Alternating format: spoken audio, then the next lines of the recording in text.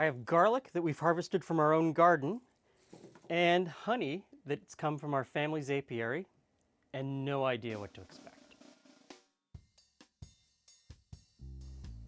So one year, maybe 10 years ago, we decided that we would start growing garlic in our garden. And we planted a few bulbs and just sort of let it go.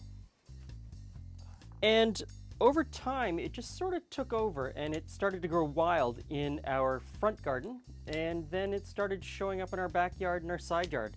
So we now have garlic everywhere, and we don't really do much to tend it. It just sort of grows wild on its own.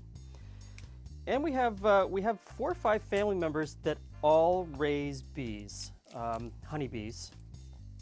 And so we get lots of honey. And one of my cousins said to me, "Hey man, are you fermenting any of your garlic in honey?" It's amazing, apparently.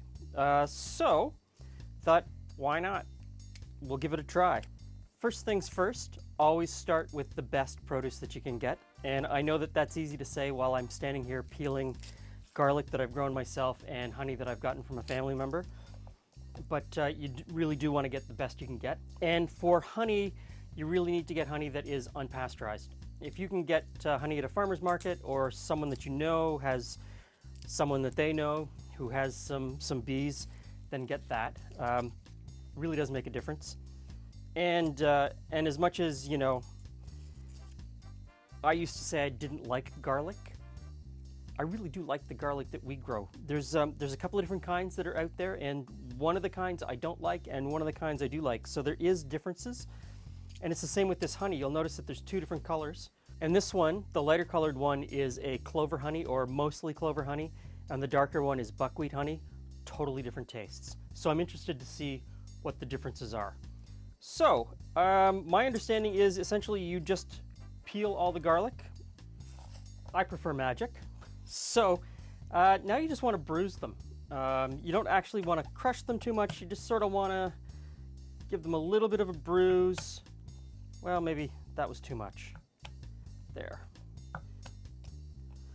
You want them to start releasing the moisture inside. One of the reasons that honey is shelf stable or counter stable or doesn't need any sort of preservative is that it has a natural preservative, but it also has a very low moisture content, and that low moisture content helps it stay preserved. So the little bit of moisture from each of these garlic cloves will be enough to start the fermentation process.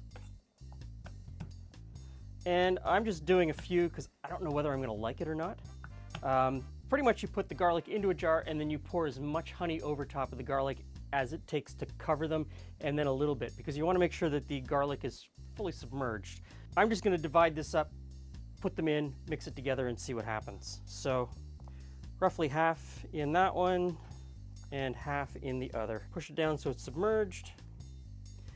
I probably could have done twice as much garlic. But like I said, I'm a little bit scared. So there we go. Submerged. And I've just got these plastic storage lids. This will give off some CO2 gas as it starts to work. So the lid is just screwed on a little bit, not tight. It still has room to move. Any CO2 that's produced will be able to escape. And over the next 4 or 5 days, we'll just keep checking in and see what happens. So I've been looking at this in the counter for weeks. Weeks, not weeks. It feels like months. Has it been months? It feels like months. It has been months. I got sidetracked, and it's been fermenting on the back counter for 4 months. I'm afraid. Well, I am too. I mean, What were you hoping to create? Like, I don't understand what I'm... People It's new to me. I don't understand. So people tell me that this tastes amazing. That Okay. this is supposed to be incredible. I mean, it smells very garlicky. And It smells garlicky. It's fermented. You can see that the goose felt... Goo? Well, so That's here's all your bacteria in the bottom? no. So that's honey. I didn't add enough garlic for all of the honey to Oh, ferment. so this is all honey that didn't ferment. So this is honey that didn't ferment. The honey at the top fermented, and that's why it's so loose. So the honey at the bottom just didn't do anything. So I needed to add more garlic next time. Okay. This Buckwheat and buckwheat and clover. Okay. Yeah. So so I don't eat the garlic cloves, I eat the honey. well, let's just try the honey first Okay. before we get into the garlic clove. Yeah, I can see that. It's got a really smooth, garlicky kind of, It is very smooth, isn't it? very smooth, garlicky flavor to it. So it would be really good in like a dressing or a lot of other things as well. That'd Anything be- where you want that garlicky flavor, it's That would very be smooth. amazing in a salad dressing. Yeah, Wouldn't yeah. Because it would just. Yeah. I wonder got how a it's nice- different with the. Now I want to know if it's different with the buckwheat. Okay. It's got a nice base note, doesn't it? Okay. Buckwheat. A lot of people can't get buckwheat honey. I'm sad. For you.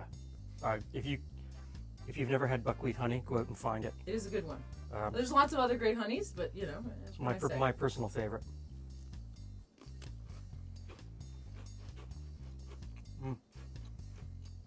I'm not sure I can take. I'm not sure I can tell the difference between the two. So. No. Buckwheat normally has a really strong flavor, but it's mellowed with the garlic. The garlic is still the dominant flavor in that one. Okay, so So then, what about the garlic? Then, am I supposed to eat the garlic? apparently we can eat the garlic. Okay, well, put it down there and let's give it a mush. Am I supposed to eat the whole, like, as a whole, or Let's does see. it mush? No. We're experimenting. Does it mush? It does not smoosh. I it's thought it still would be very- softer. Well, it is kind of soft. But not in the way that I had assumed it would mush as well. I don't Yep. know why. All right, so there we go. Do I need the cracker? Probably not, but I just thought the cracker would be a I'm delivery. gonna eat the garlic. It still has a distinct crunch to it. Mm-hmm. It's pretty mellow though. It's interesting, yeah, because that garlic has mellowed. I guess all the flavors in the honey now, or some of the flavor. It's still garlicky, but not. Mm-hmm. So where would you use the garlic? What were you thinking? Pizza. Yeah, I can see that. Pizza, bruschetta. Would be great on bruschetta. Just on even just garlic bread or garlic toast.